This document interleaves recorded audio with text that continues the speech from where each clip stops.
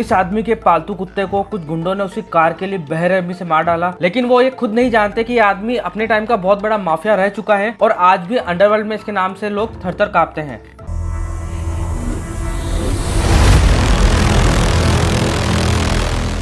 तो कहानी की शुरुआत होती है जॉन विक नाम के एक आदमी से, जो कि खून से लथपथ होकर अपनी गाड़ी से बाहर निकलता है और एक दीवार के पास बैठकर अपना फोन निकालता है और फोन में एक वीडियो देखता है। इस वीडियो में उसकी वाइफ हेलन थी, जो कि इस दुनिया में नहीं है। वीडियो देखकर जॉन थोड़ा इमोशनल हो जाता है और इसी के साथ ये कहानी चाहती है फ्लैशबैक में, जहाँ एक सुबह जॉन अपने उदास मन के साथ बिस्तर से उठता है क्योंकि आज उसकी वाइफ का फ्यूनरल है। दरअसल उसकी वाइफ को एक खतरनाक बीमारी थी जिसने उसकी जान ले ली। जॉन को आज भी वो दिन याद है जब हेलन उससे पहली बार मिली थी। उसके साथ बिताया हुआ हर एक पल जॉन की जिंदगी के सबसे खुशनुमा पल थे, लेकिन आज का दिन जॉन की लाइफ का सबसे बुरा दिन होने वाला था क्योंकि उसे एक ऐसे इंसान को अलविदा कहना था जिससे वो सबसे ज्यादा प्यार करता है। फिर अपने भारी मन के साथ उसने हेलन को आखिरी विदाई दी। काफी देर तक वहीं रहा। यहाँ पर जॉन का एक पुराना साथी उससे मिलने आया जिसका नाम था मार्कस। किसी जमाने में जॉन और मार्कस एक साथ काम किया करते थे, लेकिन फिर इनकी जिंदगी बदल गई और इनके रास्ते भी अलग हो गए। यहाँ जॉन को लग रहा था शायद मार्कस उसे दोबारा से साथ में काम करने के लिए मनाने आया है, लेकिन मार्कस तो सिर्फ अपने दोस्त से मिलने आया था जिसने अभी अभी अपनी वाइफ को खोया है। इन दोनों ने थोड़ी देर बात की और फिर मार्कस वहां से चला गया और उस रात जॉन के घर एक पार्सल आया जो कि उसकी वाइफ ने भेजा था। हेलेन ने मरने से पहले जॉन को एक तोहफा देने का फैसला किया था। जब उसने बॉक्स को खोला तो उसके अंदर एक छोटा सा पपी निकला। बॉक्स के ऊपर उसे हेलेन का लेटर भी मिला जिसमें उसने लिखा था, मेरे मरने के बाद तुम्हें अपनी लाइफ में आगे बढ़ना होगा, तुम्हें मेरी जगह किसी और को देनी होगी, इसलिए मैंने तुम्हें यह पपी गिफ्ट किया है ताकि तुम फिर से प्यार करना सीख सको। अब ये लेटर पढ़कर जॉन काफी इमोशनल हो गया और फूट फूट कर रोने लगा। इसके बाद उसने जब उस पपी को बाहर निकाला तो ये नोटिस किया कि हेलेन ने उसका नाम डेजी रखा था। वो डेजी को लेकर अपने कमरे में आया और उसके लिए एक छोटा सा बिस्तर लगाया। थोड़ी देर तक वो डेजी के साथ खेलता रहा और फिर सोने चला गया। अगली सुबह जॉन को यह एहसास हुआ कि उसके पास तो डॉग फूड है नहीं। उसने फटाफट से अपनी मैस्टैंग निकाली और डेजी को लेकर मार्केट चला गया। रास्ते में वो एक पेट्रोल पंप पर रुका और अपनी गाड़ी में तेल भराने लगा। तभी वहां पर एक और गाड़ी आई जिसके अंदर जोरदार म्यूजिक चल रहा था। गाड़ी से यूसुफ नाम का गुंडा बाहर आया जो कि इस देश के सबसे बड़े गैंगस्टर विगो का बेटा था। यूसुफ के साथ ही दुकान के अंदर चले गए। इधर यूसुफ जॉन से बातें करने लगा। उसने जॉन के मस्टैंग की तारीफ की और उससे उसकी कीमत पूछी। इस पर जॉन ने कहा कि यह गाड़ी बिकाऊ नहीं है और वो इसे बेचना भी नहीं चाहता। अब गुस्से में यूसुफ जॉन की खिड़की पर आया और उसे रशियन में गाली देने लगा, लेकिन जॉन भी कुछ कम नहीं था। उसने भी यूसुफ को रशियन में गाली दी और वहां से चला गया। उस रात जब जॉन अपने कमरे में था तब डेजी जोर जोर से भौंकने लगी क्योंकि उसे बाथरूम जाना था। तब जॉन डेजी को लेकर नीचे आया तो उसने देखा दो नकाबपोश लोग उसके घर में घुसे हुए थे। अभी वो कुछ कर पाता इससे पहले तीसरे बंदे ने उस पर हमला कर दिया। अब इन तीनों ने मिलकर जॉन की जोरदार पिटाई कर दी और उससे उसकी गाड़ी की चाबी मांगी, लेकिन जॉन ने उसे कुछ नहीं बताया तो वो लोग उसके घर में तोड़फोड़ करने लगे। इस दौरान डेजी एक टेबल के नीचे छुप गई, पर बदकिस्मती से एक गुंडे ने उसे देख लिया और उसकी गर्दन तोड़कर उसे मार डाला। इसके बाद वो जॉन के पास आया और अपने चेहरे से नकाब हटाया। अब यहाँ पर खुलासा होता है कि यह आदमी कोई और नहीं बल्कि यूसुफ है। उसने जॉन को एक घूंसा मारा और उसे बेहोश कर दिया और उसकी गाड़ी लेकर वहां से चला गया। कुछ घंटे बाद जब जॉन की आंखें खुली तब तक डेजी मर चुकी थी। डेजी की मौत के बाद जॉन पूरी तरीके से टूट चुका था क्योंकि यह पपी उसकी वाइफ की आखिरी निशानी थी। अब जॉन ने खुद को संभाला और डेजी की डेड बॉडी को अपने गार्डन में दफना दिया। उधर यूसुफ जॉन की कार को लेकर रेलियो नामक एक आदमी के पास पहुंचा। रेलियो एक गैराज चलाता है जहां पर वो गाड़ियों की रिपेयरिंग और उसकी मॉडिफिकेशन करता है। यूसुफ ने रेलियो से कहा कि मुझे इस गाड़ी के नए पेपर्स और एक नया नंबर प्लेट चाहिए, लेकिन जब रेलियो ने इस कार को देखा तो वो फौरन समझ गया कि यह कार जॉन विक की है। उसने डरते हुए यूसुफ से पूछा कि उसे गाड़ी कहां से मिली। तब यूसुफ ने उसे पूरी बात बताई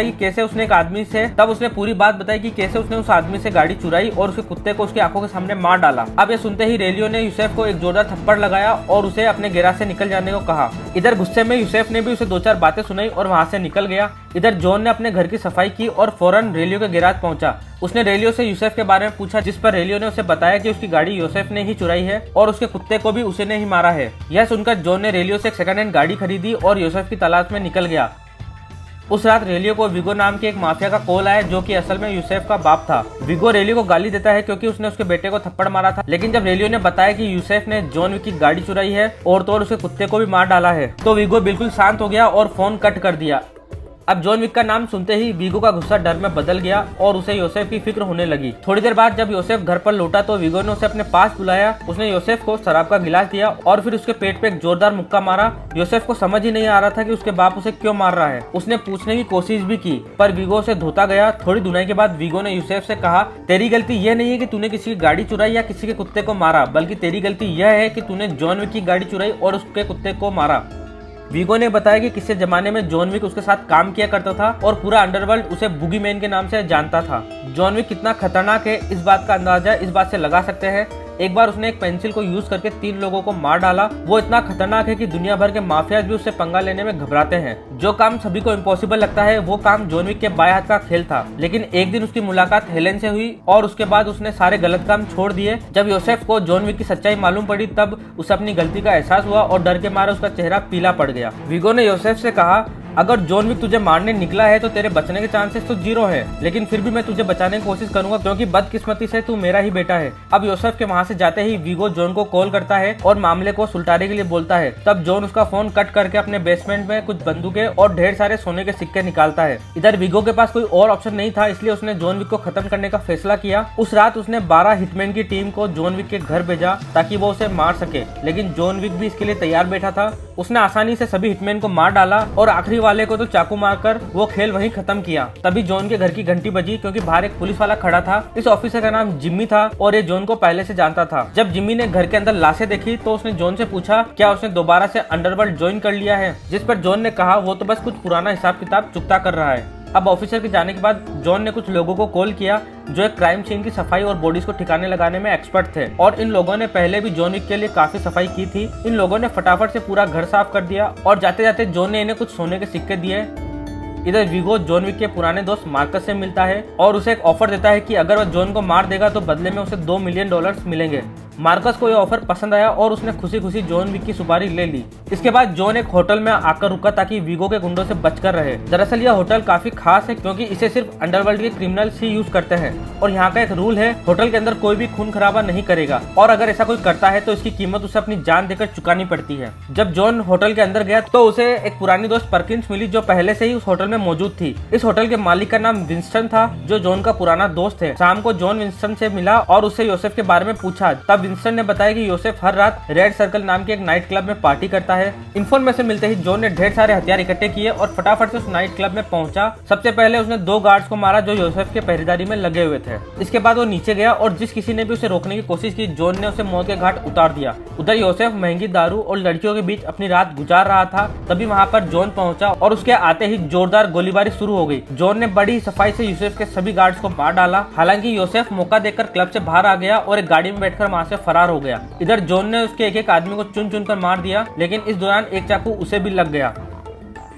इसके बाद वह अपने होटल में वापस आया जहां एक डॉक्टर ने उसकी मरहम पट्टी करी और फिर वह अपने कमरे में गया और थोड़ी सी शराब पीकर वह आराम करने चला गया।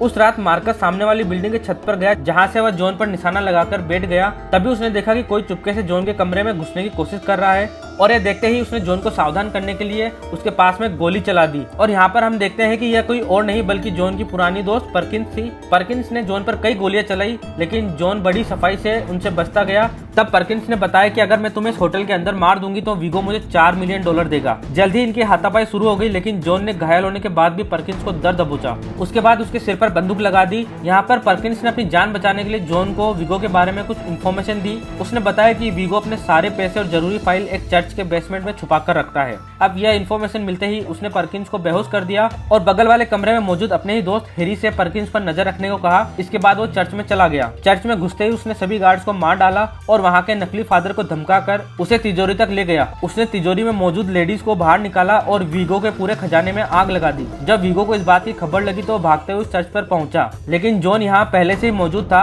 और उसने सभी पर गोलियों की बारिश कर दी और वीगो के सभी गार्ड्स को एक एक करके मारता गया। लेकिन बदकिस्मती से एक गाड़ी ने जॉन को टक्कर मार दी और जॉन जमीन पर गिरकर बेहोश हो गया। जब जॉन की आंखें खुली तो खुद को एक चेयर से बंधा हुआ पाया। वीगो ने जॉन को पकड़ लिया था पर उसे जान से नहीं मारा क्योंकि वो जानना चाहता था कि जॉन एक छोटे से कुत्ते के लिए इतना सब कुछ क्यों कर रहा है। इस पर जॉन कहता है कि वो सिर्फ एक नॉर्मल कुत्ता नहीं है बल्कि मेरी वाइफ की आखिरी निशानी थी और योसेफ ने मुझसे वो भी छीन लिया। वो वीगो से कहता है कि अब तेरे पास केवल 2 रास्ते हैं, या तो तू मुझे योसेफ का पता बता दे या फिर उसके साथ साथ तू भी गोली खा। यहाँ वीगो ने अपने गुंडों को जॉन को मारने का ऑर्डर दिया और खुद वहाँ से चला गया। इधर ये दोनों गुंडे जॉन को एक प्लास्टिक बैग में दबोचकर उसका दम घोटकर उसे मारने लगे। उधर मार्कस सामने वाली बिल्डिंग में मौजूद था और ऊपर से सब कुछ देख रहा था और समय रहते उसने गोली चला दी और एक गार्ड को मार डाला। इधर जॉन ने भी दूसरे गार्ड को चित कर दिया और इसके बाद वो बंदूक लेकर बिल्डिंग से बाहर आया और विगो की गाड़ियों पर गोलियां बरसाने लगा। उसने गाड़ियों में मौजूद विगो के सभी गुंडों को मार डाला और फिर विगो से योसेफ का पता पूछा। अब डर के मारे वो जॉन को बता देता है, मैंने योसेफ को ब्रुकलिन के एक सेफ हाउस में छुपा कर रखा है। इधर योसेफ अपने दोस्तों के साथ मजे कर रहा होता है और घर के बाहर कई हथियारबंद गार्ड्स उसकी सिक्योरिटी में तैनात होते हैं। अब जल्द ही जॉन इस लोकेशन पर पहुंच जाता है और इन सभी गार्ड्स को एक एक करके मार डालता है। अब जॉन ने उनकी सभी गाड़ियों को बम से उड़ा दिया ताकि योसेफ यहाँ से भाग न सके। इसके बाद वह घर में एंटर हुआ और योसेफ को ढूंढकर उसके पेट में गोली मार दी। योसेफ उससे रहम की भीख मांगता रहा पर जॉन ने उसकी एक नहीं सुनी और एक हेडशॉट से उसका खेल खत्म कर दिया। योसेफ को मारने के बाद वो सीधा मार्कस के पास पहुंचा और उसकी मदद के लिए उसका शुक्रिया अदा किया। लेकिन परकिंस ने इन दोनों को साथ में देख लिया और वो समझ गई कि मार्कस ने विगो को धोखा दिया है और उसी रात विगो के गुंडों ने मार्कस को घेर लिया और उसे पकड़कर विगो के पास ले गए, जहां उन्होंने पीट कर मार्कस को जान से मार डाला और फिर जॉन को फोन करके इसकी खबर दे दी। इसके बाद विगो अपने हेलीकॉप्टर की तरफ निकल गया ताकि वो शहर छोड़कर भाग सके। इधर होटल के मालिक विंस्टन ने परकिंस को मिलने बुलाया और यहाँ पर 4 लोगों ने उसे जान से मार डाला क्योंकि परकिंस ने होटल के नियम तोड़े थे। इधर जब जॉन को मार्कस की लाश मिली तो गुस्से में लाल हो गया और विगो को मारने के लिए निकल पड़ा। रास्ते में उसे विगो की गाड़ी दिखाई दी तो उसने गाड़ी को जोरदार टक्कर मारी। अब यहाँ पे विगो ने जॉन को मारने के लिए उसके सबसे खतरनाक गुंडे एवी को भेजा, लेकिन जॉन ने पलक झपकते ही एवी को भी मार दिया। इधर विगो ने जॉन की कार को ढकेल कर उसे गिराने की कोशिश की, लेकिन जॉन लास्ट मोमेंट पर गाड़ी से बाहर कूद गया। इसके बाद ये दोनों आपस में लड़ने लगे और विगो ने उसे चाकू मारने की कोशिश की, लेकिन इस हमले से बचने की जगह जॉन ने उस चाकू को अपने पेट में ले लिया और विगो का हाथ तोड़कर उसे जमीन पर गिरा दिया। उसके बाद जॉन ने अपने पेट से चाकू निकालकर विगो की गर्दन में घुसा दिया और उसे जान से मार डाला। अब हमें मूवी का प्रेजेंट टाइम दिखाया जाता है जहां से मूवी स्टार्ट हुई थी। जॉन अपनी वाइफ का वीडियो देखता है और उसे देखकर उसे थोड़ी हिम्मत मिलती है। इसके बाद वो डॉग शॉप पे जाकर अपने घाव की मरहम पट्टी करता है और दुकान से एक डॉग को अपने साथ घर ले जाता है और उसी के साथ इस कहानी का ये पार्ट खत्म हो जाता है। और अगर आपको ये वीडियो अच्छी लगे तो इसे लाइक कर देना और चैनल पर नए हो तो चैनल को सब्सक्राइब कर सकते हो।